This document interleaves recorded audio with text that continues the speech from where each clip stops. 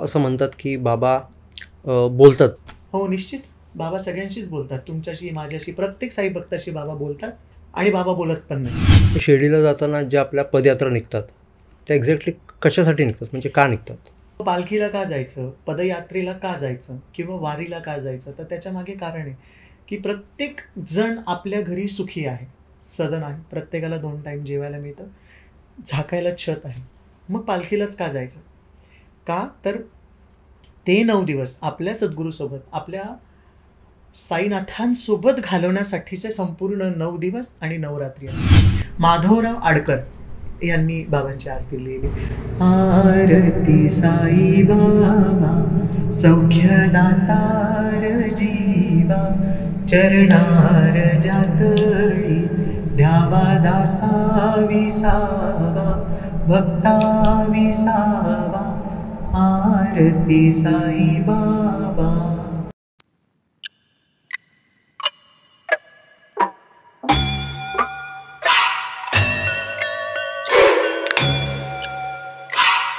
नमस्कार, आपल्या युनिक कट्टामध्ये सर्वांचं स्वागत आहे.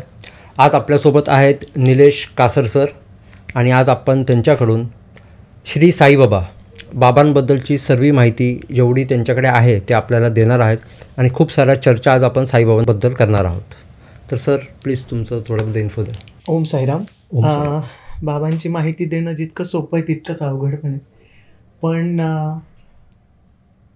बाबांविषयी बोलण्यासाठी जन्म कमी आहे, पण जितकं आपण बाबांना समजून घेऊ शकतो आणि बाबांच्या मार्गावर आपण जितकं चालू शकतो, ते जे मला अवगत आहे किंवा जे मला समजलं आहे ते मी सांगण्याचा आज प्रयत्न करणार.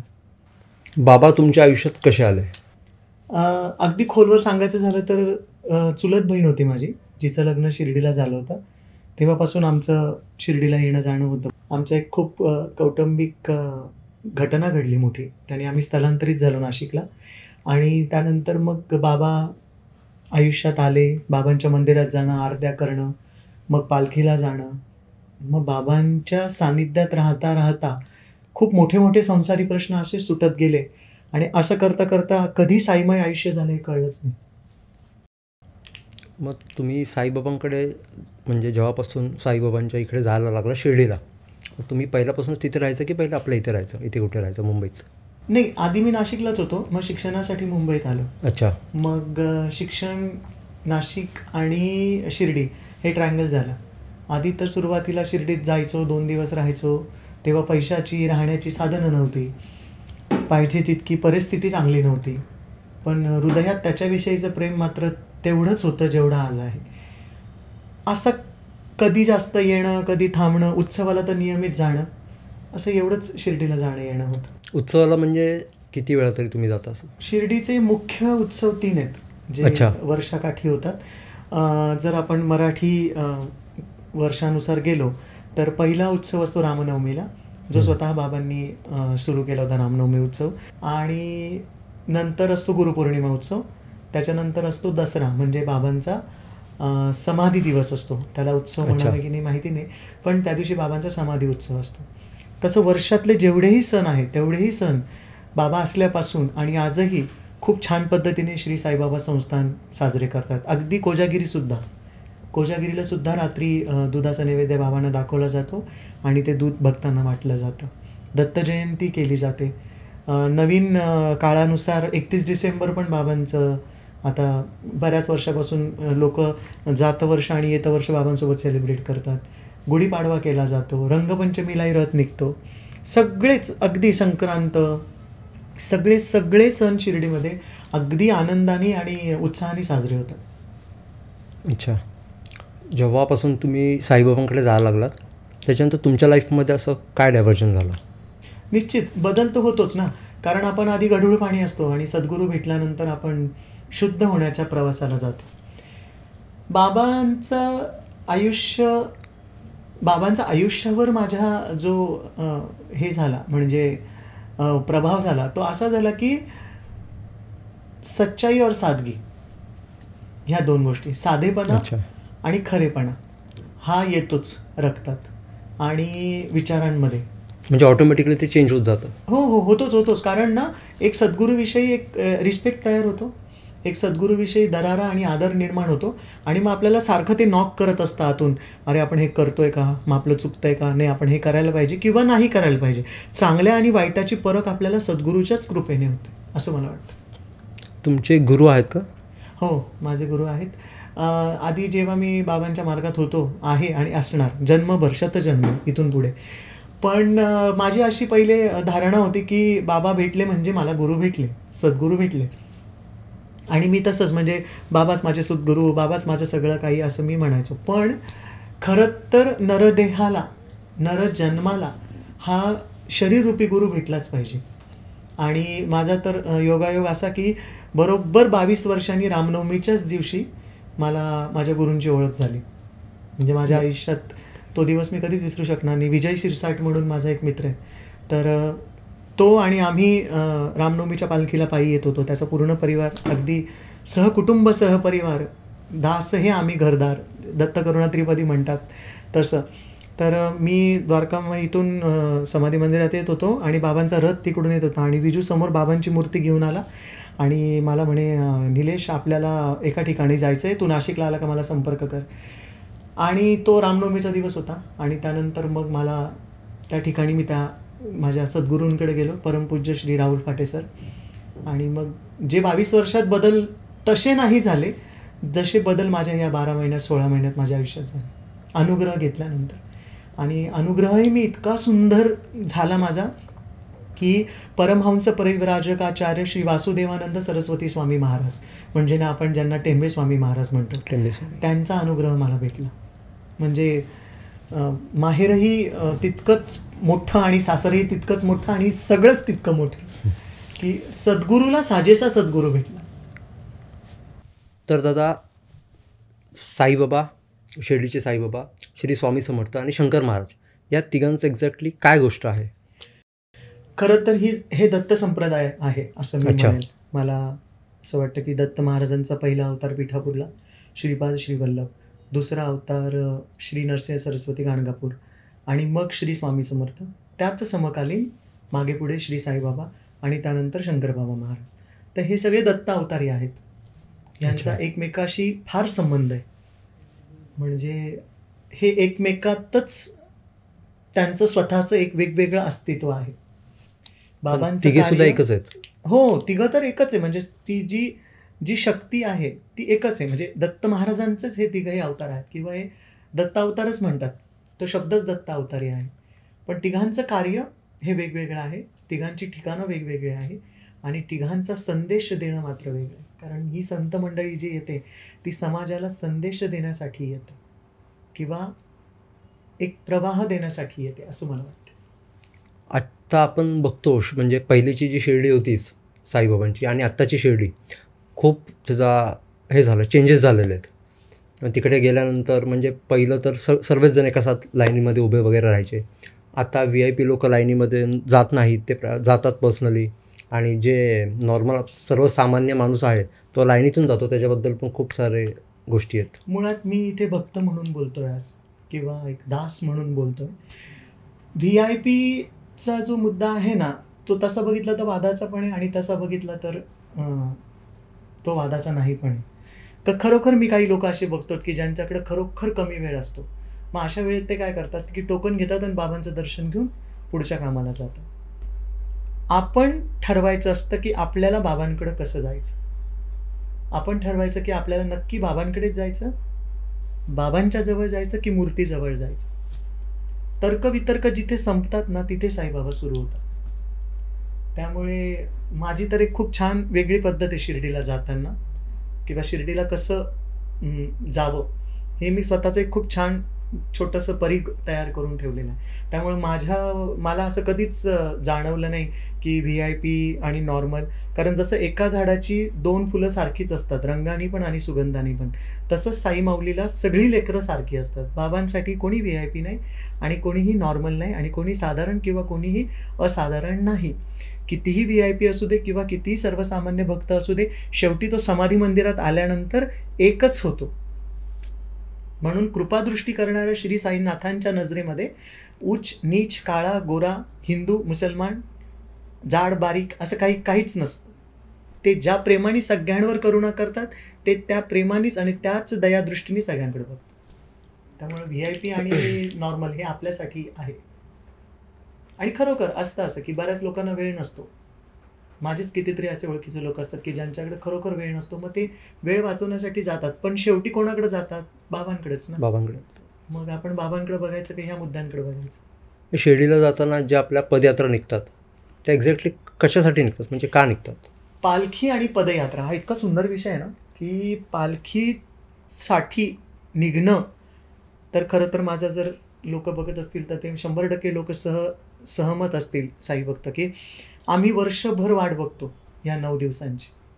म्हणजे नवीन कॅलेंडर आल्यानंतर आम्ही पहिले बघतो की आमची रामनवमी कधी आहे. म्हणजे आम्ही रामनवमीलाच जातो पायी. बरीच लोक डिसेंबरमध्ये जातात, बरीच लोक गुरुपौर्णिमेला जातात. वर्षभर अखंड पालख्या चालू राहतात शिर्डीला. पण आम्ही जे जातो ते आम्ही रामनवमीला जातो. मग पालखीला का जायचं, पदयात्रेला का जायचं किंवा वारीला का जायचं? तर त्याच्या मागे कारण आहे की प्रत्येक जण आपल्या घरी सुखी आहे, सदन आहे, प्रत्येकाला 2 टाईम जेवायला मिळतं, झाकायला छत आहे. मग पालखीलाच का जायचं? का तर ते 9 दिवस आपल्या सद्गुरूसोबत, आपल्या साईनाथांसोबत घालवण्यासाठीचे संपूर्ण 9 दिवस आणि नवरात्री असतात. आपण सकाळी उठतो, कामाला जातो, कामावरून येतो, घरातले कामं करतो, बाहेरचे कामं करतो आणि कुठेतरी थोडा वेळ मिळतो तो आपण तो बाबांसोबत घालवतो. किंवा आपण नंतर मग मंदिरात जातो, गुरुवारी पारायणाला जातो, हे करतो ते करतो, सगळ्या गोष्टींमध्ये असतं. पण पालखीत काय असतं? एकमेव बाबा असतं. आणि ज्यावेळेस आपण घराचा उंबरा ओलांडतो त्यांच्या उंबऱ्यापर्यंत तो एक सुंदर प्रवास असतो. जमिनीवर झोपायचं असतं, त्यांचाच प्रसाद खायचा असतो, त्यांच्या सगळ्या आरत्या करायच्या असतात, त्यांचे स्तोत्र पाठन करायचे असतात, त्यांच्या चरित्राचं पारायण करायचं असतं, त्यांचा सत्संग करायचं असतं. म्हणजे आपल्या उंबऱ्यापासून तर त्यांच्या उंबऱ्यापर्यंत संपूर्ण दिवस आपला पूर्ण शेड्यूल हे बाबामय असतं. म्हणून पालखीला जायचं असतं, कारण रोजच्या जीवनात आपल्याला ते शक्य नाही, पॉसिबल होत नाही. आणि मग इथे कसं म्हणजे इतकं सुंदर असतं ना, सकाळी 3:30 वाजता आम्ही उठतो, उठल्यानंतर फ्रेश होतो आणि मग चहा घेतो आणि मग काकड आरतीला बाबांजवळ येऊन बसतो. इतकं छान वाटतं, थंड हवा सुटलेली असते, काकड आरती होते. काकड आरती झाली की लगेच आम्ही बॅगा आवरतो, बॅगा ठेवतो, पालखीची घोषणा होते. पहिले राजदंड, मग आबदारी, मग बाबांची पालखी, निशाण सगळं पुढं चालतं. चालत चालत चालत चालत नाश्ता होतो, नाश्त्याला विश्राम होतो, मग जेवायच्या ठिकाणी पोहोचतो, आंघोळी करतो, दुपारची 12 होते, मग भजनं होतात, आराम होतो, संध्याकाळी तिथे चहा घेऊन पुन्हा रात्रीच्या मुक्कामाकडे आपण चालतो. म्हणजे कसं होतं ना की संपूर्ण वेळ म्हणजे दिवसाचे 4ही प्रहर तुम्ही भक्तीत असतात. बाबांकडे जाणं, बाबांच्या समवेत राहणं, पालखीच्या फ्लोमध्ये चालणं, बाबांचीच गाणी कानावर, बाबांच्याच गप्पा, सगळं शरीर पण साईमय होऊन जातं. असं म्हणतात की बाबा बोलतात. हो, निश्चित. बाबा सगळ्यांशीच बोलतात, तुमच्याशी, माझ्याशी, प्रत्येक साई भक्ताशी बाबा बोलतात. आणि बाबा बोलत पण नाही. काय असतं? क्लिअर. तुमचं ना एका सद्गुरूवर तितकं प्रेम असणं फार गरजेचं आहे. जर तुम्ही संपूर्णपणे त्यांना समर्पित झालात किंवा शरण आलात तर निश्चित ते तुमच्याशी संवाद साधतात, कधी सांकेतिक रूपाने तर कधी निरोप पाठवतात. खूपदा असं होतं की माझ्या मनात प्रश्न असतो, हे साई भक्त सहमत होतील, किंवा स्वामी भक्त असो की शंकर महाराजांचे भक्त असो हे सहमत होतील की खूप मनात प्रश्न असतो. मग अचानक स्वामींची छबी दिसते, गाडीवर एखादं पोस्टर दिसतं, एखादं स्लोगन दिसतं आणि त्याच्यात असं वाटतं अरे हाच माझ्या मनातला प्रश्न होता. किंवा एखादा व्यक्ती येतो आणि तो तुम्हाला तुमच्या प्रश्नाचं उत्तर देऊन जातो. म्हणजे हे कोण असतं? तर हा आपला सद्गुरूच असतो. फक्त तो वेगवेगळ्या मार्गाने आपल्याला येऊन मार्गस्थ कसं व्हायचं पुढे ते मार्गदर्शन करत असतो. तर निश्चित बाबा सगळ्यांशीच बोलतात. बाबांचे खूप सारे चमत्कार आहेत, जसे आपल्याला माहिती आहे की दिवे हे पेटवले होते वगैरे वगैरे. रिसेंट असा एखादा अनुभव तुमचा? आयुष्यच अनुभवांनी भरले म्हणून इथे बसलो. अनुभव नसते तर कदाचित शरीराच्या, मनाच्या आणि संसाराच्या कुठल्या तरी कोपऱ्यात मी अडकलो असतो. आत्ता रिसेंटली अनुभव म्हणजे आईची तब्येत खूप खराब झाली होती आणि अचानक मी शिर्डीवरूनच येत होतो आणि मग मला फोन आला की असं असं रिपोर्ट आला आहे आणि आपल्याला अर्जंट तिला ॲडमिट करावं लागणार आहे. त्यावेळेस बाबांची प्रतिमा आहे माझ्या घरात, तिच्याकडे मी फक्त बघितलं आणि बाबांनी म्हटलं बाबा सांभाळून घ्या, आपल्याकडे आता जास्त काही नाही आहे, हे काहीतरी नवीन आणू नको. आम्ही असंच बोलतो बाबांशी, सगळेच जण बोलतात, कारण नातंच असतं तेवढं प्रेमाचं. आयुष्याची 22 वर्ष 23 वर्ष तुम्ही एका सद्गुरूसोबत घालणार म्हटल्यानंतर तुम्ही त्यांचेच होऊन जाता आणि ते तुमचे होऊन जातात. बरोबर. मग आम्ही आईला जिथे ॲडमिट केलं ना, गेल्या गेल्या ॲडमिट करतानाच तिथे साईबाबांचा मोठा फोटो होता.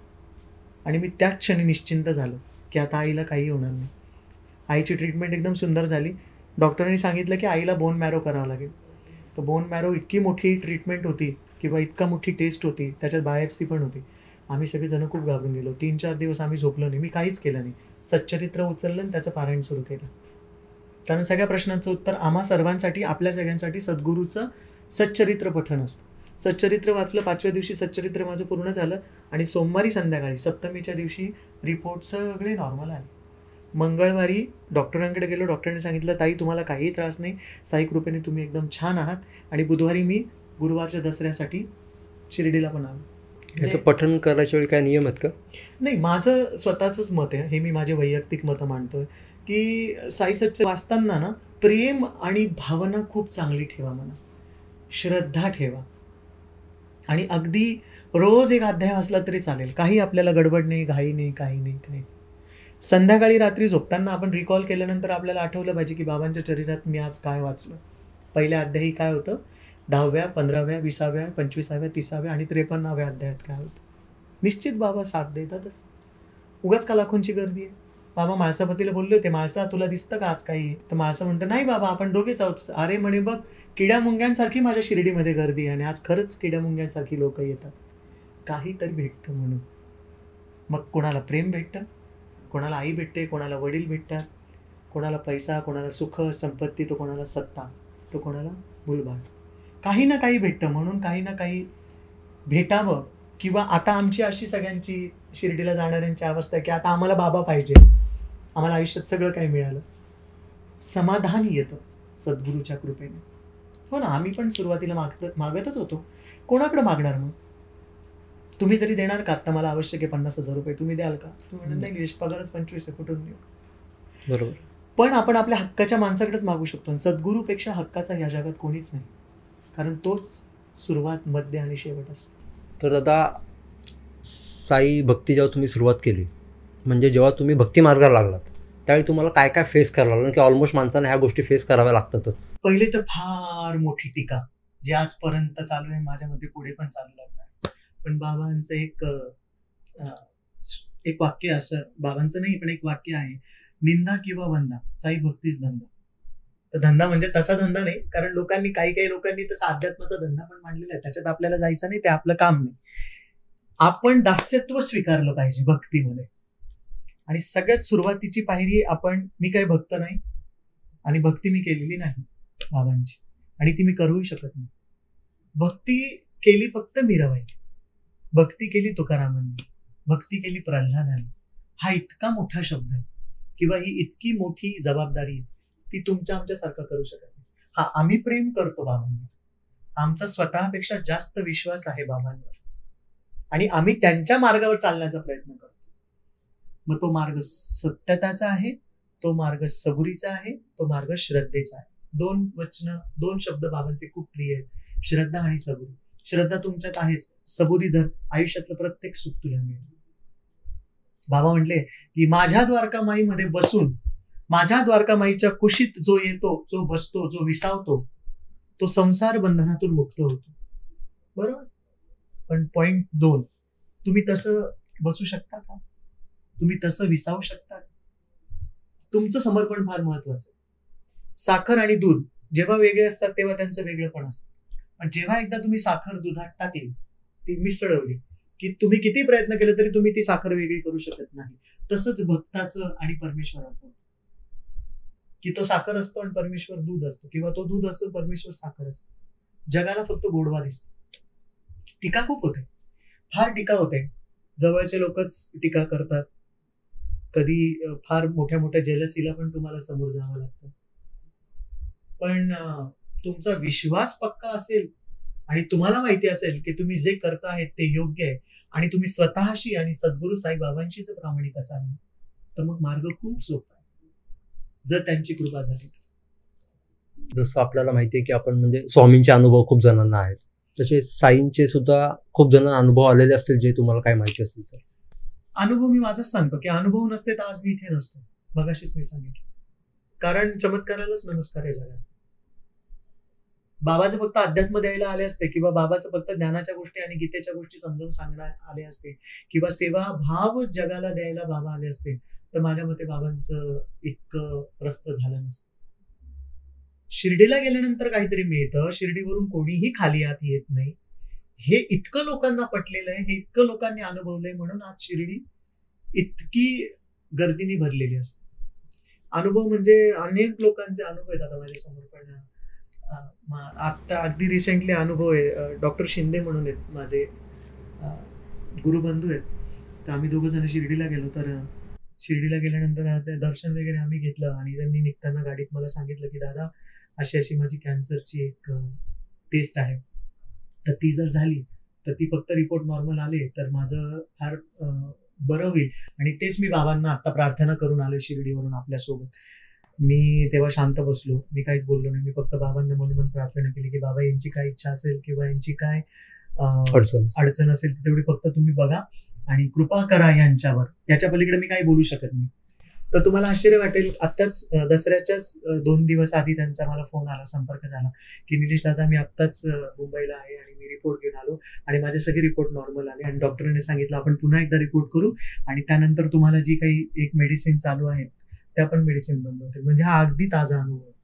आणि ते स्वतः डॉक्टर आहेत, ते स्वतः डॉक्टर आहेत, आणि अतिशय त्यांचा बाबांवर विश्वास आहे. कसा की ते सिरियल बघून बाबांशी जोडले, आम्ही मंदिरातून जोडलं, कोणी सच्चरित्रातून जोडले जातं, कोणी अनुभवानी जोडले जातं, कुठल्या ना कुठल्या रूपाने लोक बाबाशी जोडली जातात, आणि इतकी जोडले जातात मग ते जन्मजन्म बाबांचा साथ सोडत नाही आणि बाबा त्यांचा साथ सोडत नाही. त्यामुळे खूप अनुभव आहेत.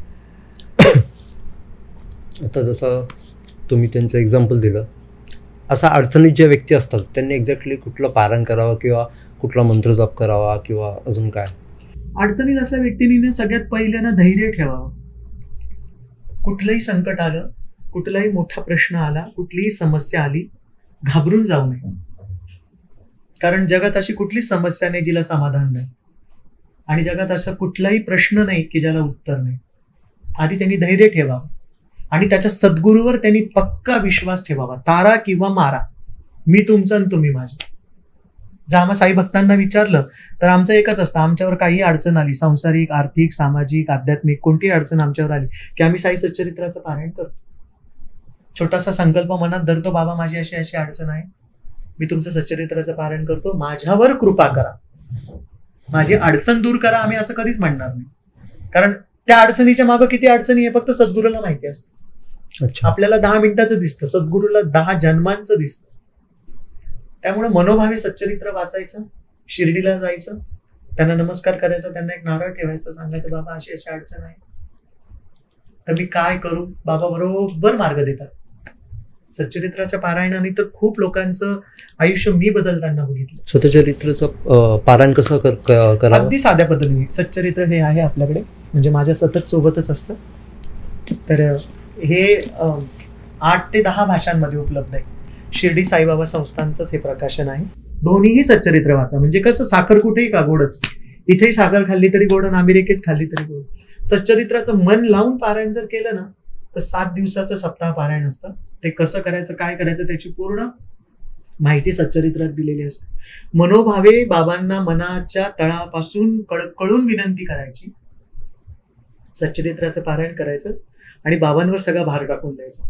भार म्हणजे बाबांवर सगळं सोडून द्यायचं, आणि तुम्ही फक्त मन तन निश्चिंत होऊन आणि निश्चंक होऊन फक्त सच्चरित्रावर विश्वास ठेवून, बाबांवर विश्वास ठेवून ते 7 दिवस तुम्ही करायचं. निश्चित. किती? 7 दिवस करायचं. 7 दिवसाचं होतं, 3 दिवसाचं होतं, 1.5 दिवसाचं होतं. मग त्याच्यासाठी काय असं रूल्स आहेत जे फॉलो करावं? मी तर सगळ्यांना असंच सांगतो की रूल्स फॉलो करण्यापेक्षा सच्चरित्र मनापासून वाचा. रूल्स तर फॉलो कराच, प्रत्येकाला माहितीच असतं की सुचिर्वित होऊन वाचायचं. मग तुम्ही रोज एक अध्याय वाचला ना तरी चालेल, कारण जसं आपण 2 टाइम जेवतो ते शरीरासाठी, तर हे सच्चरित्र आत्म्यासाठी. आत्म्यालाही भूक लागते, ईश्वराची भूक असते आत्म्याला. तर ती ईश्वराची भूक ह्या सद्गुरूच्या चरित्र वाचनाने होते. आणि सच्चरित्रात तर दिलेलं आहे की जो कोणी सच्चरित्र वाचतो, प्रेमभावे त्याचं पठण करतो, त्याचे त्रिताप दूर होतं. त्यामुळं तुमच्या श्रद्धेवर आहे. मी असे लोक बघतो की ज्यांना इतके मोठे मोठे अनुभव होतात. कॅन्सरवरून, माझी एक काकू आहे, ची साई भक्तच आहे, तिला ब्रेस्ट कॅन्सर झाला होता. फक्त उदी, सच्चरित्र आणि डॉक्टरांची ट्रीटमेंट फार महत्वाची आहे. नाहीतर मग बाबा आहे मी गोळ्या औषधं घेणार नाही. बाबा स्वतः होते तेव्हा सुद्धा बाबा म्हणायचे वैद्याकडे जा, आणि मग बाबा तिथे उपचार झाल्यानंतर मग आपला कृपा आशीर्वाद करायचा. उदी म्हटलं तुम्ही, उदी म्हणजे उदी म्हणजे तर काय, संजीवनीच आहे. तिला उदी म्हणण्यापेक्षा संजीवनीच म्हणायचं. बाबांची जी अखंड दुनिया आहे त्या अखंड दुनियेपासून आजही अविरत चालू आहे. ती उदी घ्यायची पाण्यामध्ये आणि जिथे दुखतं तिथे ती उदी लावायची. आम्ही तर रोज कपाळी उदी लावतो, आमचा शिक्का आहे. उदी लावल्याशिवाय आम्ही घराबाहेर पडत नाही. उदी आहे तर जीवन आहे. आणि या उदीचे तर किती किती चमत्कार मी काय सांगू. सच्चरित्रात सुद्धा 2 अध्याय आहेत.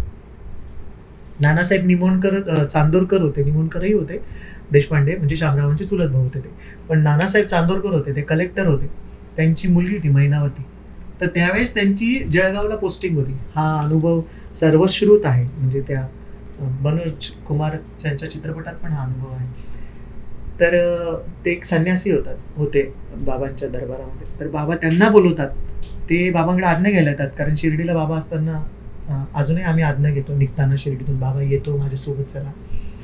तर त्यांनी बाबांची आज्ञा घेतली की बाबा मी जळगावला जाऊन येतो माझ्या गावाला, आणि मग तुम्ही मला आज्ञा द्या. बाबा म्हणे ठीक आहे कुशाल जा, पण म्हणे जाता जाता जळगावला उतर आणि नानासाहेबांच्या घरी जा, आणि एवढी उदी आणि ही आरती ही त्यांना पोहोच कर, आणि मग तू पुढं तुझ्या गावाला जा.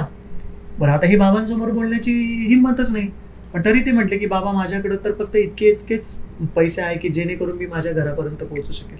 जा म्हणे, तुझी सगळी सोय होईल. माधवराव आडकर यांनी बाबांची आरती लिहिली. आरती साई बाबा सौख्यदातार जीवा, चरणार जातळी द्यावा दासा विसावा, भक्ता विसावा. आरती साई बाबा, ही आरती त्यांच्याकडे देतात. ते जळगावपर्यंत येतात ट्रेननी, आणि जळगावला उतरल्यानंतर त्यांना खूप प्रश्न पडतो की अरे बापरे इथून पुढे जायचं कसं, कारण त्यांचं गाव खूप लांब, तेवढे टांग्याला माझ्याकडे पैसे नाही. जसे ते जळगाव स्टेशनमधून बाहेर येतात, समोर एक टांगेवाला असतो, तो त्यांचं नाव घेऊन पुकारा करतो की असं असं कोणी शिर्डीवरून आलंय का. तर मग ते म्हणतात हो हो मीच आलो शिर्डीवरून.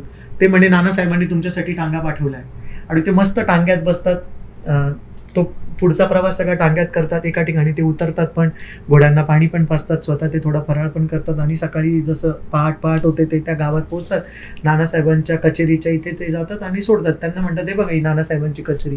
तर ते तिथे उतरतात आणि ते जातात. तर तिथे त्यांना लगेच कळतं की नानासाहेबांचं घर जवळच आहे. ते घरी जातात, तर तिथे सप्तशतीचे पाठ, अनेक उपासना चालू असतात. नानासाहेब म्हणतात तुम्ही कसे काय आलात. तर म्हणे काही नाही, मी अशा कामानिमित्त माझ्या घरी चाललो होतो, पण बाबांनी मला सांगितलं की नानासाहेबांना ही उदी दे आणि ही आरती दे, आणि सांग सगळं काही छान होईल. कुठे जळगाव, कुठे शिर्डी. त्यावेळेस आत्तासारखं फोन बिन काहीच नव्हतं, साधनं तर बिलकुलच नव्हती. अशा याच्यात सुद्धा भक्तांनी तिथून आवाज दिल्यानंतर या ब्रह्मांड नायकाला इथपर्यंत आवाज येतो, बिन तारी संदेश. इतकं प्रेम भक्ताचं आपल्या सद्गुरूवर पाहिजे की माझ्यावर प्रश्न आलाय ना ते उत्तर तूच देणार, इतका पक्का विश्वास पाहिजे. मीराबाईचा विश्वास किती पक्का होता, विष प्यायली पण अमृत झालं. असा विश्वास आपल्या हृदयात बाबांविषयी किंवा आपल्या सद्गुरूविषयी आला पाहिजे. ते स्वामी असू दे की शंकर बाबा महाराज असू दे, नित्यानंद महाराज असू दे, बाळकुंद्रे महाराज असू दे, ताजुद्दीन बाबा आहेत, बाबा फरीद आहेत, बाबा ताज आहेत, कोणताही सद्गुरू असू दे, कोणताही संत असू दे, किंवा कोणताही इष्ट असू दे, कोणताही दैवत असू दे, त्यांच्याविषयी सगळ्यात महत्वाचं पाहिजे आपल्या मनात, आपल्या हृदयात त्यांच्याविषयीचा पक्का विश्वास, जो राखेला पण उदी बनवतो आणि उदीची संजीवनी होते. ते उदी पाठवतात, उदी ती पिते आणि लगेच ती प्रसूत होते. आणि मग ते म्हणतात की हे सगळं शक्य झालं म्हणे तुम्ही टांगा पाठवलं म्हणून. नानासाहेब म्हणतात कुठला टांगा, कुठलं काय, मी काहीच पाठवलं म्हणे, आणि आम्हाला माहितीच नाही की तुम्ही येणार आहात म्हणून. हा चमत्कार सद्गुरू करू शकतो.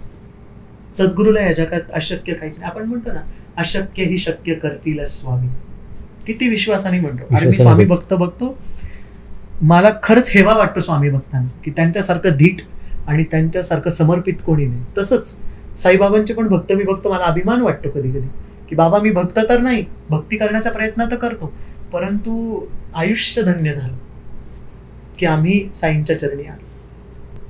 आपण शिर्डीला कसं जावं? अरे बापरे, फार सुंदर. लोक मला म्हणतात बरं का, आम्ही शिर्डीला जाऊन आलो, आम्ही शिर्डीला फिरून आलो. तर शिर्डीला पहिले यात्रा म्हणून जा, जत्रा म्हणून नाही.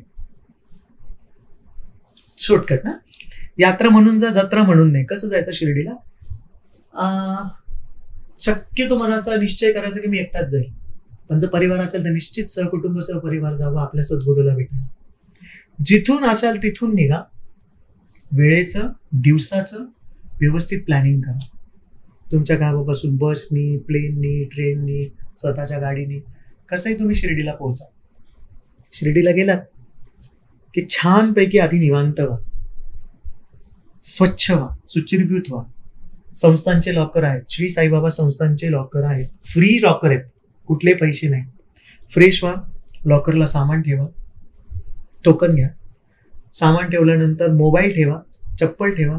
त्याच्या आधी जेवणाची वेळ असेल तर पोटभर आधी जेवण करा, नाश्त्याची वेळ असेल तर नाश्ता करा, आणि मग 6 नंबरच्या गेटनी शांतपणे लाईनीत लागा. ज्या क्षणी तुम्ही लाईनीत लागता ना, त्या क्षणी तुमचं दर्शन सुरू होतं. लोकांना असं वाटतं की बाबा समोर आले म्हणजे माझं दर्शन सुरू झालं, तर नाही. ज्या क्षणी तुम्ही लाईनीत लागता ना, त्या क्षणी तुमचं दर्शन सुरू होतं. मन शांत करा. गर्दी असेल तरी ठीक, नसेल तरी ठीक. लोकांच्या गर्दीपेक्षा मनातल्या विचारांची गर्दी शांत करा. आणि जे दुःख, ज्या वेदना तुम्ही घेऊन आलात किंवा ज्या त्रासात तुम्ही, दादा आपला त्रास आपल्यालाच कळतो. आज मी इथे बसलोय, आज माझ्या वेदना मलाच माहिती, माझं दुःख मलाच माहिती.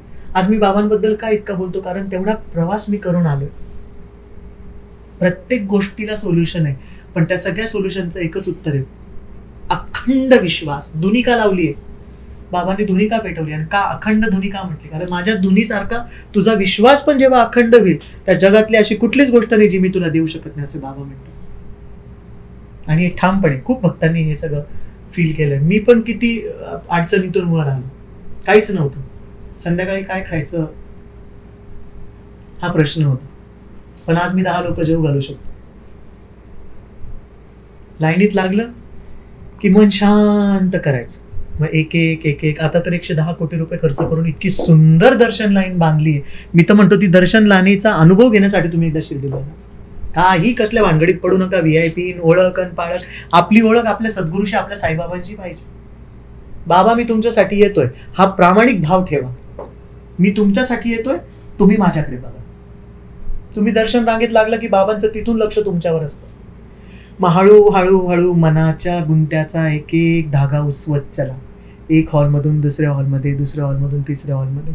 बघा बरोबर जसं तुम्ही अशा लाईन आहेत, जसं त्या लाईन मधून तुम्ही शांतपणे जप करत याल ना, तर तुम्हाला असं जाणवेल जेव्हा तुम्ही समाधी मंदिरात शेवटच्या टप्प्यात पोहोचाल की खरोखर आपण शांत झालो.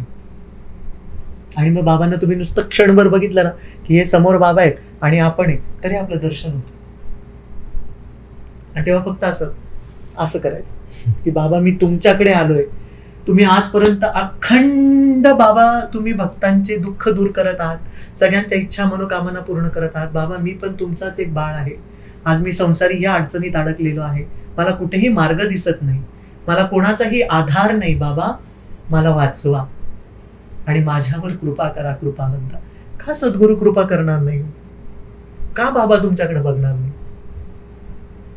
बाबा तुमच्याकडे कसलं सर्टिफिकेट मागत नाही, काही गोष्ट मागत नाही. बाबा फक्त म्हणतो तुझा भाव आणि मी, झालं, विश्व संपलं. तिथून बाबांना बघितलं, नजर झाली की शक्यतो आम्ही साई भक्त प्रयत्न करतो की एक्स्ट्रीम लेफ्ट म्हणजे डाव्या बाजूनी जातो आम्ही, जिथे बाबांचे श्रीचरण आहेत. मग त्या श्रीचरणांचं दर्शन घ्यायचं, समाधीला स्पर्श करायचा. मस्त राजमुकुट घातलेला राजाधिराज योगीराज ब्रह्मांड नायक श्री साईनाथ सद्गुरुनाथ महाराज बसलेले असतात. आपण त्यांच्याकडे बघायचं, प्रेमाने त्यांना नमस्कार करायचा. आधी विचारायचं बाबा तुम्ही कसे आहात? मग आपल्या मनाची व्यथा तर आपण लाईनीत सांगितलेलीच असते. बाबांनी सांगितलं बाबा लक्ष असू द्या आणि तुम्ही माझ्यासोबत चला, कारण सगळ्याच रोगांवर तुम्ही एक औषध आहात. मासून नमस्कार करायचा आणि बाहेर यायचं. बाहेर आलं की मस्त गुरुस्थानला यायचं. गुरुस्थानाला निंबाचं झाड जे आजही त्याची पानं गोड आहेत, तिथं यायचं. तिथं श्री स्वामी समर्थ महाराजांच्या पादुका स्थापन केल्या आनंदनाथ महाराजांनी, जे येवल्याचे होते.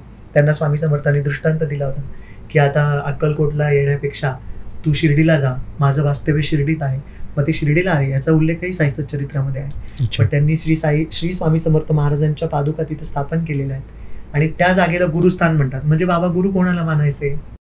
स्वामींना. ते असंच आहे हो, यांच्यात असं आपल्यात दुजा भाव आहे वरती खाली, त्यांच्यात काय ते समान आहेत, संत आहेत, ते संत आहेत म्हणून ते संत आहेत. भेदभाव आपल्यामध्ये बरोबर. त्या मस्त त्या गुरुस्थानाला दिगंबरा दिगंबरा श्रीपादवल्लभ दिगंबरा असं म्हणून प्रदक्षिणा मारा, नमस्कार करा. ते पान भेटेल म्हणून झपाटापाटी करू नका. त्यांची कृपा असेल तर ते पान काय अख्खं झाड पाडतील इन द सेन्स अख्खी कृपा तुमच्यावर करतील. आज बाबांपासून ते आपल्याला बघायला मिळतं. ही संस्थांची आपल्यावर खूप मोठी कृपा म्हणण्यापेक्षा खूप संस्थांनी आज ते इतकं छान प्रकारे सांभाळलंय, ते झाड इतकं सुंदर प्रकारे ठेवलंय, ते आपल्याला बघायला मिळतं. हे आपलं नशीब आहे. मस्त तिथं प्रदक्षिणा मारा, कसला हट्ट करू नका, शांतपणे गुरुस्थानला दर्शन घ्या. तिथून बाहेर आले की लाईनीमध्ये तुम्हाला बुंदीचं पाकिट मिळतं, उदीची पुडी मिळते, ती घ्या. तिथून बाहेर आलात की उजव्या हाताला दीक्षित वाडा दिसतो. दीक्षित वाड्यामध्ये म्युझियम आहे, त्या म्युझियम मध्ये जा, बाबांच्या आठवणी आहेत त्या बघा. आणि त्या म्युझियम मध्ये वरती पहिल्या मजल्यानंतर गेल्यावर तुम्हाला बाबा रात्री झोपताना जे कपडे अंथरत होते ते तिथे ठेवलेले ते बघायला भेटतील, बाबांचे वापरलेले कपडे. आणि सगळ्यात विशेष तिथे आहे ते म्हणजे बाबांची एक प्रतिमा आहे तिथे, म्हणजे छबी. ती छबी जी आहे ती बाबा हयातीत असताना बाबा समोर बसलेले होते आणि शामराव जयकर यांनी ते तैलचित्र काढलेले किंवा यांनी ते चित्र बाबांची ती छबी तयार केलेली. त्यामुळे ती बाबांच्या सानिध्यात तयार झाली. त्यामुळे तिला खूप नमस्कार करा, प्रेमपूर्वक त्या गोष्टी बघा, तिथे फील घ्या की बाबा अजूनही आहेत. त्या सगळ्या गोष्टी बघा, ती माहिती वाचा, तिथून बाहेर या. तिथून बाहेर आलात की लेंडी बागेत जा, तिथं दत्त महाराजांचं मंदिर आहे, त्याला प्रदक्षिणा करा, त्याला नमस्कार करा. तिथं पारायण हॉल आहे, त्या पारायण हॉलमध्ये शांत बसा. तिथं वाचलं 11वा अध्याय वाचा, स्तवन मंजिरी वाचा, मनाला शांत करा. तिथून निघालं त्याच रस्त्याने थोडं पुढे आलं की मेडिटेशन हॉल आहे. तिथं तर निश्चित साई भक्तांनी जायला पाहिजे. सकाळी 5 ते रात्री 9 वाजेपर्यंत मेडिटेशन हॉल चालू असतं. कसले बंधन नाही आहे तिथे. शांतपणे जा, मेडिटेशन हॉलमध्ये बसा. मग तिथून बाहेर आलात की उजवीकडे वळाले, पायऱ्या उतरल्या की 3 मंदिर आहेत. पहिलं मंदिर महादेवाचं, दुसरं मंदिर शनी महाराजांचं, तिसरं मंदिर गणपतीचं. एका लाईनीत 3 मंदिरं करा.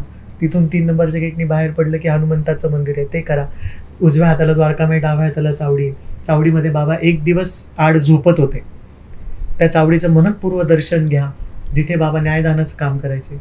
गावातली त्या काळातली जे तंटे होते ते बाबा तिथे सोडवायचे. तिकडे अन्नदान सुद्धा केलं जातं. हो, अन्नदानावर तर येऊच आपण, फार मोठी गोष्ट आहे.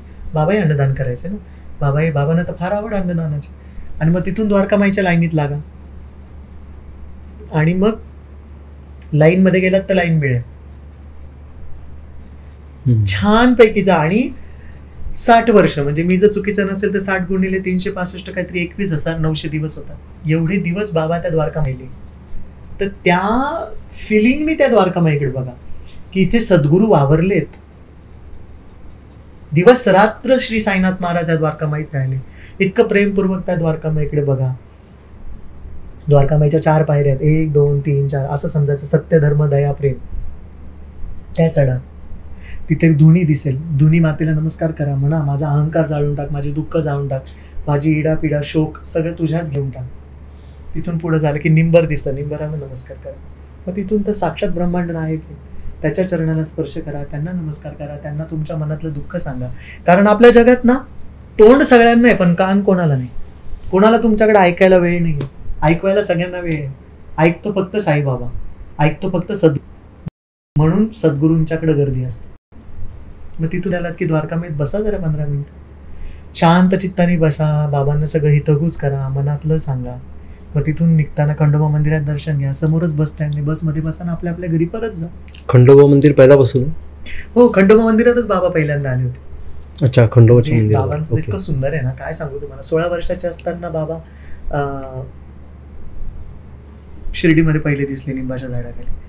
नानासाहेब चोपदार त्यांच्या आईला तर त्यांचं खूप कौतुक होतं.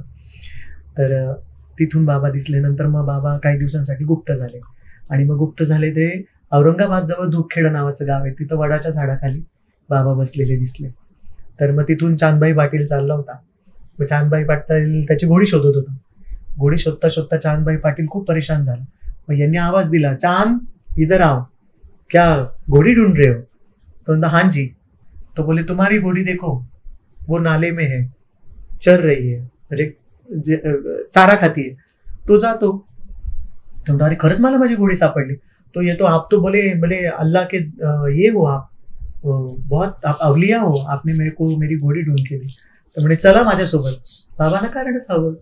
बाबा चांदभाई पटलासोबत दूधखेड्यात गेले. तिथे काही दिवस राहिले. तर चांदभाईच्या भाच्याचं लग्न हे शिर्डीला जमलं. मग त्या वऱ्हाडासोबत बाबा आले. पहिलं वऱ्हाड कुलकर्णीच्या काळात उतरलं. मग तिथं उतरल्यानंतर बाबा खंडोबाच्या मंदिरात गेले. मग म्हाळसापतींनी बाबांना पाहिलं आणि बघता क्षणी आओ साई आवाज दिला. मग तिथून बाबांना आओ साई म्हटलं. ते साई, त्यांनी आवाज दिला, ते साई आणि मग साई बाबा आणि आमचं सर्वस्व. इतका सुंदर प्रवास आहे. जसे बाबा आले मग बाबांनी कधीही शिर्डी सोडली, पण सगळं मात्र माहिती होतं. कोपरगावहून मनमाडवरून तेव्हा गाड्या चालायच्या आणि कोपरगाववरून आगीन गाडी म्हणायची, तेव्हा आगगाडी, तेव्हा ती आगगाडी चालायची. सगळे वेळापत्रक बाबांना माहिती होतं. ठाईच बैसो त्या द्वारकामाईच्या बाहेर कधीच बाबा गेले नाही. इकडं बाबा राहत्यापर्यंत गेले, खुशालचंदांच्या घरापर्यंत, आणि इकडं ते एक पाटील होते, डिंगळे पाटील, त्यांच्या घरापर्यंत. बाकी दुसरं कुठंच बाबा गेले नाही. पण सबंध विश्वात बाबांचा संचार आजही आहे, तेव्हाही होता आणि पुढेही नाही. इतके सुंदर आहेत बाबा. असं दर्शन झालं पाहिजे, वचवच करत. आणि बिलकुल स्टेटस टाकू नका, way to Shirdi, off to Shirdi, going to Shirdi. अजिबात नाही. काहीच गरज नाही सांगायची तू कुठे चालला. तू ज्याच्याशी भेटायला चाललाय त्याच्याशी प्रामाणिक राहा. काहीच फोटो बिटो काढू नका, काही गरज नाही तुम्हाला. तुम्ही जर बाबांना भेटायला चाललेत आणि एन्जॉय करायला चालले तर निश्चित फोटो टाका. असे जा नाशे या, का तुमच्यावर कृपा होणार नाही हो? तुम्ही या मार्गामध्ये पुढे कसे आलात? या मार्गामध्ये पुढे मला सद्गुरूंनी आणलं. म्हणजे बाबांचा हात होता, बाबांची कृपा होती. हात म्हणण्यापेक्षा बाबांची कृपा होती, म्हणून मी या मार्गात पुढे येऊ शकलो. खूप चांगले चांगले व्यक्ती माझ्या आयुष्यात आले की ज्यांनी मला सद्गुरू साईबाबांविषयी समजून सांगितलं. भक्ती कशी केली पाहिजे, बाबांवर विश्वास कसा ठेवला पाहिजे, आणि बाबांवर विश्वास ठेवून किती प्रामाणिक राहिलं पाहिजे बाबांची. तर माझ्या आयुष्यात त्याला कलाटणी देणारी एक खूप मोठी घटना म्हणजे श्री साई गीता. तर श्री आनंद साईजी आहेत नागपूरचे, महान संत आहेत, ज्यांनी श्री साई गीता लिहिली. जसं श्री साई सच्चरित्र बाबांचं जीवनी आहे, तसं श्री साई गीतामध्ये बाबांचं शिकवण आहे असं मी म्हणतो. आणि त्याच्यात सुंदर गुणगान आहे बाबांचं. श्री साई गीतेमुळे आणि त्याच्या वाचण्यामुळे माझ्या आयुष्यात खूप खूप फरक पडला. तिथून आयुष्याला वळणच वेगळं मिळालं. बाबांवर प्रेम कसं करावं, बाबांवर विश्वास कसा ठेवावा, आणि परिस्थिती कुठलीही असू दे बाबांवरची भक्ती, विश्वास दृढ राहिला पाहिजे, हे मला श्री साई गीतेमधून कळालं. तर एक छाबरा दिदी म्हणून आहेत सुमिताजी, त्यांनी मला हा मार्ग दाखवला आणि आयुष्यात खूप बदल झाला. नाहीतर मीही आलो असतो, मागितलं असतं, आणि कदाचित इतकं प्रेम आणि इतकी समर्पक भावना माझ्या मनात बाबांविषयी आली नसते. तर त्यामुळे अशा व्यक्ती भेटत गेल्या. पालखीसाठी म्हणाल तर आमची सोनूताई आहे, सोनल पाळेकर, बने काका, त्यांनी साई युवा पालखी मित्र मंडळ, श्री साई ओम साई पालखी मित्र मंडळ, साईधाम पालखी मित्र मंडळ, हे यांच्यातले अनेक लोक. ह्यांनी जर मला पालखीत चालवलं नसतं, शिकवलं नसतं किंवा दाखवलं नसतं हे असं असतं, तर कदाचित पालखीच झाली नसतं. मूळ संस्कार होणं फार गरजेचं आहे, आणि ते संस्कार करण्यासाठीची जी माणसं असतात ती बाबांनीच पाठवली. ही सगळी माणसं माझ्या आयुष्यात बाबांनी पाठवली, की ते भेटल्यामुळे जसं काही खत मिळतं ना, ज्या एखाद्या रोपाला चांगलं खत मिळतं ते रोप खूप छान वाढतं, तसं हे मला लोक भेटत गेले. आणि यांच्या माझ्या आयुष्यात आल्यामुळे माझं भक्ती करणं किंवा या मार्गात चालणं फार सोपं झालं. वाईट लोकही भेटले, पण मी तिकडे लक्षच दिलं नाही. मी नेहमी चांगलं घेतो. मधुमक्षी सारखं राहिलं पाहिजे, आपण ज्याला मधुमाशी म्हणतो. ती फुलावर बसते, ती फुलाला डिस्टर्ब नाही करत, हळूच त्याच्यातलं मध घेते आणि बाजूला जाते. तसं आपल्याला ना सद्गुरू आपल्या आयुष्यात आल्यानंतर दोषदृष्टी घालवतो. बाबांची आरतीत आहे, कुणाचीही घृणा नसो, नच स्पृहा कशाची असो, सदैव हृदयी बसो, मनसी ध्यानी साई बसो. सगळ्यांमध्ये जेव्हा तुम्ही छान बघायला सुरुवात करता ना, तुमची दोषदृष्टी एकदा संपली की मग तुम्हाला सगळं जग साईमय दिसायला. मग तुम्हाला काहीच चुकीचं दिसत नाही, कोणी वाईट वाटत नाही, आणि मग तो रस्ता एकदम छान होतो. तुम्ही अजात शत्रूकडे वाटचाल करता असं मला वाटतं. त्यात एक अजून सुषमाताई म्हणून आहे, त्या होत्या, त्यांनी खूप काही गोष्टी संत संप्रदायाविषयी मला शिकवल्या, सांगितल्या आहेत. म्हणजे त्या माझ्या सानिध्यात, ती बहीणच आहे माझी. खूप खूप लोक अशी भेटत गेली जे मला समृद्ध करत गेले. अन्नदानाला साईबाबा खूप मानायचे, खूप महत्व होतं. बाबा स्वतः अन्नदान करायचे. बाबा स्वतः मुटकुळे बनवायचे आणि मसाले भात म्हणजे खिचडी बनवायचे. तर बाबा एवढ्या मोठ्या प्रमाणात बनवायचे की ते स्वतः त्या भांड्यात हात घालायचे आणि बिना कवचा म्हणजे चमचा, बिना चमचा बाबा त्याला हलवायचे आणि अन्नदान करायचे. मशिदीत अशा रांगाच्या रांगा लागायच्या अन्नदानासाठी. अन्नदान केलंच पाहिजे, पण ते समर्पण होऊन, म्हणजे या उजव्या हाताला कळलं नाही पाहिजे की यांनी डाव्या हाताने अन्नदान केलं, तरच ते अन्नदान लागू होतं. अन्नदान म्हणजे भूक. अन्नदानाविषयी माझा एक अनुभव सांगतो. ज्यावेळेस आमची परिस्थिती फार खराब होती तेव्हा आमचं नाशिकला एक साई किरण धाम म्हणून मंदिर आहे, तर त्या मंदिरात मी जायचो. त्या मंदिरातली काही विशिष्ट मंडळी, त्यांचे तर मी आयुष्यभर आभार मानेल की ते सगळे लोक होते म्हणून मला बाबांच्या जवळ जाता आलं, किंवा बाबा आत्ता जे काही थोडेफार माझ्या आयुष्यात समजले आहे, किंवा जे काही मला लोक साई भक्त म्हणून ओळखतात, तर त्यामध्ये त्या सगळ्या लोकांचा खूप मोठा वाटा आहे. तर त्या साई किरण धाममध्ये ना प्रसाद मिळायचा. तर किती दिवस आम्ही त्या प्रसादावर दिवस काढलेले आहेत, इतकी आमची परिस्थिती खराब होती.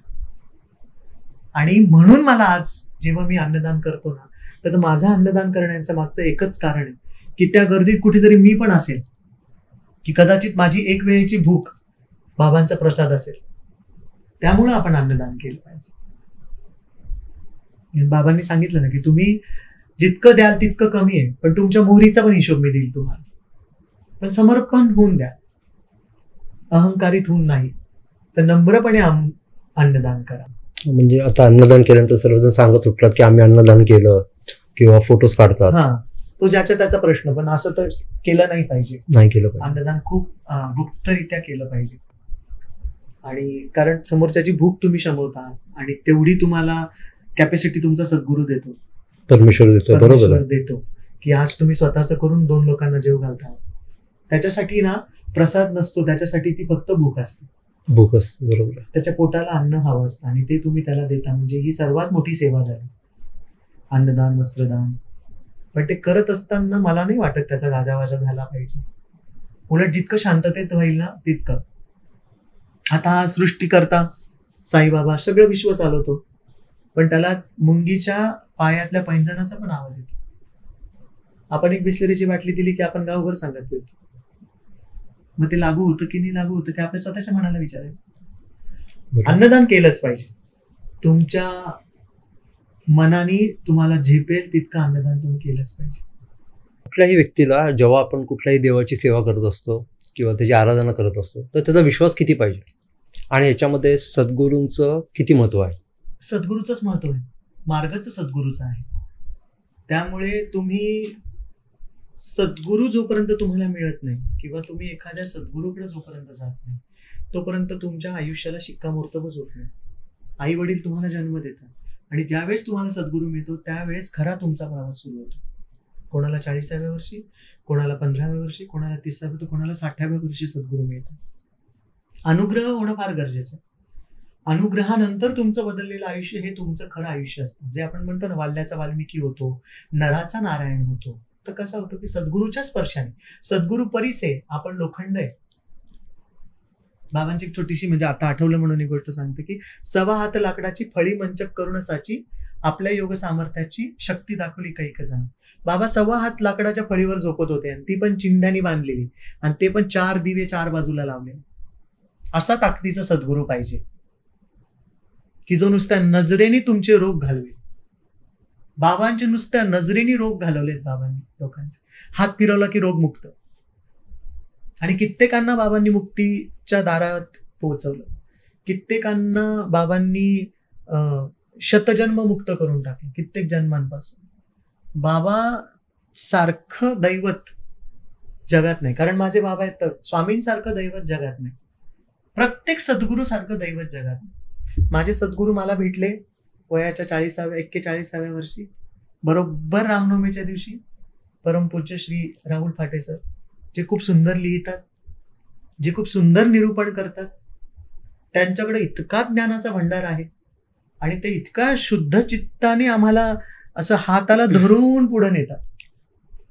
श्री नवनाथांची पोथी त्यांनी लिहिली, वासुदेवानंद सरस्वती स्वामी महाराजांची करुणा त्रिपदी त्यांनी आम्हाला शिकवली. तर असाच सद्गुरू पाहिजे जो तुम्हाला गिरवायला शिकवेल, बसेल, तुमचा हात हातात घेईल, तुम्हाला परमार्थाच्या मार्गावर कसं चालायचं, तिथे चालताना काय अडचणी येतात आणि त्या अडचणीतून पुढं कसं जायचं, साधना कशी करायची. आम्ही त्यांना प्रेमाने गुरुदेव म्हणतो. तर ते आम्हाला बसून बसून शिकवतात की आता असं करा, तसं करा. आणि सगळ्यात महत्वाचं ते स्ट्रिक्टली सांगतात, आधी काम करायचं, आधी संसार सांभाळायचा आणि मग साधना करायची आणि मग सद्गुरूकडे यायचं. ते असं म्हणत नाही की चला घाला भगवंत पळा, नाही. ते म्हणतात आधी आपल्या जबाबदाऱ्या पूर्ण करा. बाबाही आधी म्हणायचे, तात्या, म्हाळसापती आणि बाबा तिघही मशिदीत झोपायची. पण जेव्हा तात्याचं लग्न झालं तेव्हा तात्या घरी जायला लागला, कारण बाबांनी सांगितलं नाही तात्या, आता तुझं संसारात लक्ष लागलं पाहिजे. म्हाळसापती पण 24 तास बाबांसोबत राहायचे, पण काही काळ आपल्या घरी जायचे. म्हाळसापतींविषयी काय बोलायचं, तात्याविषयी काय बोलायचं, बायजामाविषयी काय बोलायचं, लक्ष्मीबाईविषयी काय बोलायचं, दासगणू महाराजांविषयी काय बोलायचं. बाबांचा प्रत्येक भक्त म्हणजे कोहिनूर आणि सगळ्यांचा सरदार बाबा. खूप सुंदर. म्हणजे मोठमोठे त्या काळातले सॉलिसिटर, त्या काळातले जज, त्या काळातले कलेक्टर हे बाबांच्या समोर शब्दही काढत नव्हते, असे हात धरून साई साहेब आणि साई सरकार म्हणायचे. आणि त्याच बाबांच्या दरबारात नानावली पण होता, जो बाबांना काका म्हणायचा. त्याच बाबांच्या दरबारात शामा होता, म्हणजे शाळा मास्तर बाबा त्याला म्हणले, शाम्या, आणि त्यांचं नाव होतं शामराव देशपांडे, असं बाबा त्यांना शामा म्हणायचे.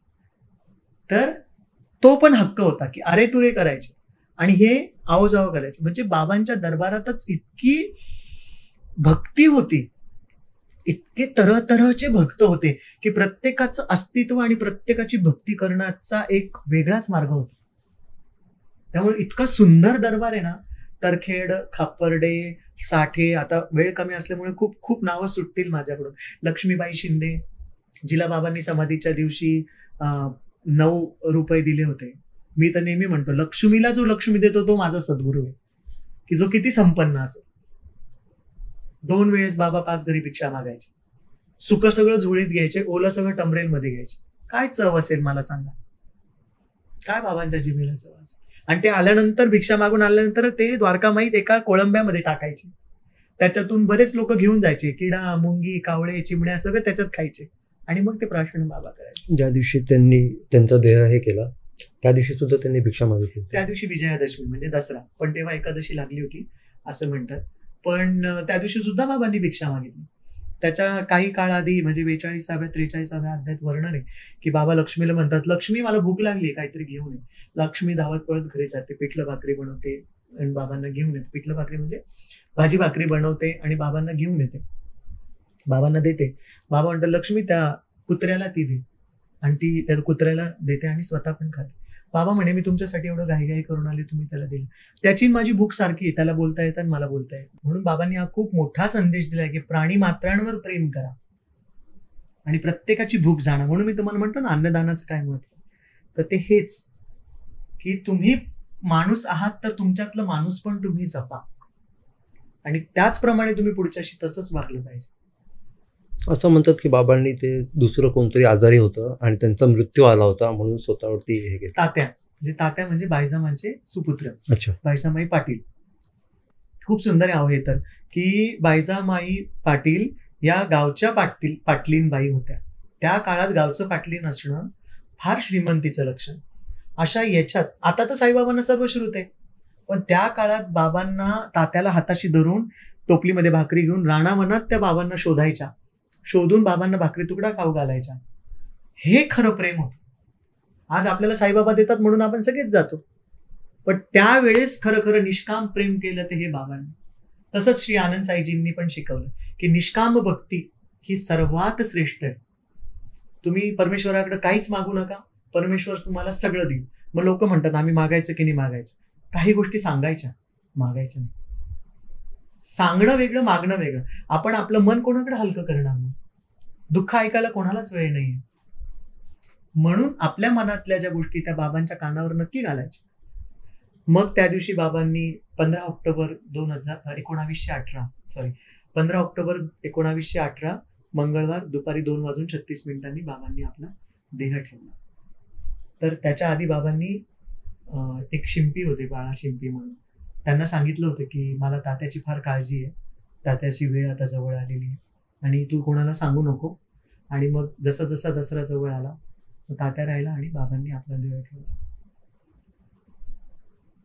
बाबांचं खूप सुंदर वाक्य आहे की समाधी मंदिरात जर तुम्ही गेलात तर 2 दरवाजे आहेत, एक श्रद्धा आणि एक सबुरी. तर त्याच्यावर लिहिलंय, डोळ्याआड होईल चिंता नका करू मज करिता, माझे हाडे ऐकायला बोलता वार्ता करतील तुम्हा सगळे.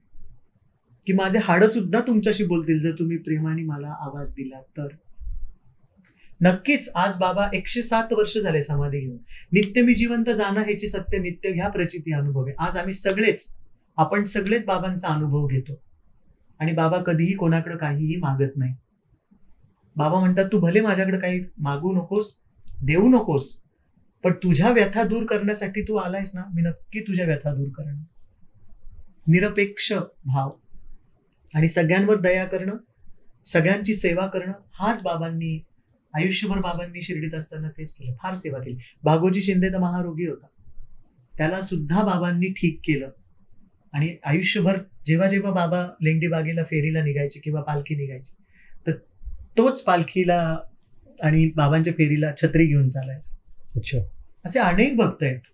हे इतकं छान आहे ना की ते शब्दात आणि वेळेत बांधणं अशक्यच आहे. पण मी सगळ्यांना एकच सांगेल की श्री साईंकडे जाताना ना, कितीही हृदय भरलेलं असू द्या, तुमच्या आयुष्यात कितीही अडचणी असू द्या, पण मनोभावे अतिशय प्रेमाने तुम्ही जर तुमची अडचण, तुमचं सांगणं जर तुम्ही बाबांपुढे मांडलं आणि 2 हात 3रं मस्तक बाबांना तुम्ही दिलं तर तुमच्या अडचणी निश्चित दूर होतील. कारण ते खूप दयावंत आहे, कृपेचा महासागर आहे आणि सुखाचा ठेवा आहे माझी साई. तर निलेश दादा, आज तुम्ही आपल्या युनिक कट्टामध्ये आलात त्याबद्दल खरंच तुमचे मनापासून आभार. अजून आपण दुसऱ्या एका वेगळ्या टॉपिकवरती तुमच्याशी नक्कीच बोलू. दुसरी गोष्ट सर्वांना सांगू इच्छितो की यांचे जे वडील आहेत ते घराचे उंबरे बनवतात, तर त्याच्याबद्दल थोडीशी माहिती द्या. माझे बाबा आहेत ना, जसं आम्हाला याच्यात कुठलाही कमर्शियल असा व्ह्यू नाहीये, पण त्यांची ती एक आवड आहे. ते खैराचे उंबरे बनवतात आणि त्याची ते सेवा करतात. तर मला खूप समाधान वाटतं की खरं तर तुम्हाला माहिती का, आधी माझ्या घरातून मला विरोध होता साई भक्तीसाठी. मी रात्री भजनाला यायचो आणि गपचूप घरात यायचो. तर इतकं सुंदर प्रवास बाबांनी घडून घेतला. आज खूप सुखी की आज सगळे जण माझ्या घरात मला आणि माझ्या श्री साईबाबांच्या भक्तींना स्वीकार. आणि सगळ्यात सुंदर आणि महत्वाचं मला एक शेवटचं असं सांगायला वाटतं की खूप लोक पालखीमध्ये मला ओळखतात, मी भजनात जातो, मी शिर्डीत पण असाच वेड्यासारखा फिरत असतो. माझी ती एक पिशवी असते, पारायण करणं, आरत्या करणं, प्रदक्षिणा करणं. कोणाच्या वाटेला मी जात नाही म्हणून कोणी माझ्या वाटेला जात नाही. खूप चांगले व्यक्ती माझ्या आयुष्यात भेटले. शिर्डीतले लोक पण इतके चांगले आहेत की ते तुम्हाला इतकी मदत करतात. ते मला तर शिर्डीकरांचा इतका सुंदर अनुभव आहे ना की मला ते जाणवूच देत नाही की मी शिर्डीच्या बाहेरचा आहे. खूप सामावून घेतात. पण आपणही तितकं प्रेमाने वागलं पाहिजे. आणि सगळ्यात मोठा अनुभव मी तुम्हाला सांगतो की तुम्ही सगळी तुमची चतुराई सोडली आणि बाबांना ना अनन्य शरण गेलात ना, तर निश्चित तुमच्या सगळ्या मनोकामना पूर्ण होणार. आणि मी सांगतो ना की माझी ओळख बाबांनी थोडीशी का होणं दिली, पण अनेक वेळा मला अनेक लोकांनी संपर्क केला की तुम्ही बोललं पाहिजे, तुम्ही सांगितलं पाहिजे. खूपदा मी बोलतो पण, खूपदा मी सांगतो पण, बाबांविषयी सांगतो, भक्तीविषयी सांगतो, जेवढं मला येतं. म्हणजे बाबा गरुड आहे, मी फुलपाखरू, बाबा सूर्य, मी तर काजवा पण नाहीये. ते सगळं काही आहे, मी काहीच नाही, माझं अस्तित्वच नाही त्यांच्यासमोर. पण तरी युनिक कट्टाचा एक व्हिडिओ पाहिला आणि मला असं आतून वाटलं की अरे बापरे, किती सुंदर करतायत ही मुलं, खरंच युनिक आहे. आणि मग मी स्वतःच, लोकांना वाटेल की मला इथं आमंत्रण वगैरे दिलं, तर तसं काही नाहीये, की मी स्वतःच अतुल दादांना संपर्क केला की दादा किती सुंदर काम चालू आहे तुमचं. ते म्हणे मग काय हो. मी सांगितलं बघा बाबांचं छोटंफार मला कळतं, एवढं छोटंसं भांडं आहे माझ्याकडं, त्याच्यात छोटंसं प्रेम आहे. मग भेट झाली आणि तुमची भेट झाली आणि खरंच युनिक आहे. आणि या युनिक कट्ट्यावर येऊन मला श्रींचे अनुभव सांगण्याचा, खरं तर मला असं वाटतंय की खूप काही बाकी आहे, अजून सगळंच काही बाकी आहे. आपण पुन्हा पुन्हा भेटू, पुन्हा पुन्हा बोलू, पण युनिक कट्ट्याचं आणि तुम्हा दोघांचं जेवढं करावं तेवढं कौतुक कमी आहे. खूप खूप कारण धन्यवाद. ऑफ स्क्रीन सुद्धा तुम्ही दोघांनी जी माझ्यासोबत मला जे प्रेमपूर्वक आदरयुक्त म्हणजे वागणूक दिली त्याच्या मी लायक निश्चित नाहीये. कारण एका माणसाला माहिती असतं तो किती चांगला आहे तो किती वाईट आहे. पण तरी सुद्धा तुम्ही दोघं ज्या पद्धतीने हे सगळं जगासमोर आणताय ना, तर निश्चित हा चढता सूर्य आहे. सगळ्यांना एकच विनंती करतो की फक्त प्रेम करा सद्गुरूवर, आपलं सगळं काही सोडून त्यांच्यावर दृढ विश्वास ठेवा आणि मनोभावे शिर्डीला जा. ओम साईराम.